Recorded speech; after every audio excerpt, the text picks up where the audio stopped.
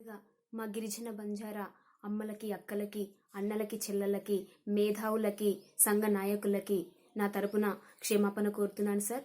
ఎందుకంటే ఈ ఆదివాసి గడ్డపై పచ్చని జెండా పాట పాడింది నేనే సార్. కాకపోతే అది రాసిన రైటరు పాపారావు గూడూరు. రికార్డింగ్ వచ్చేసి లలిత మైబాద్ రికార్డింగ్ స్టూడియో. వాళ్ళు అక్కడికి సాంగ్ వస్తే ఒక సాంగ్ ఏం ఇక్కడికి వచ్చి పాడతారా అని చెప్పేసి అది నాకు పెట్టడం జరిగింది వాట్సాప్లో.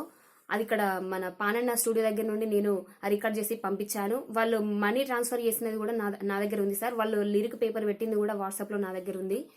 నేను తెలంగాణ ఉద్యమంలో ఎన్నో పాటలు, అదేవిధంగా జానపద గీతాలు, సామాజిక గీతాలు పాడడం జరిగింది. నాకు సాహిత్యపరంగా ఎక్కువ అవగాహన లేకుండా నేను ఇది పాడడం జరిగింది సార్. దయచేసి మీరందరూ నన్ను క్షమించాల్సిందిగా మనవి చేసుకుంటూ, మన గిరిజనులకి, ఆదివాసులకి మధ్య ఉన్న కాంట్రవర్సీ నాకు తెలియక ఇది పాడడం జరిగింది. ఇది ఇంత దూరం పోతుందని నేను ఆలోచించలేదు. అందుకు దయచేసి మీ అందరినీ నేను క్షమాపణ కోరుతున్నాను సార్. ధన్యవాదాలు సార్.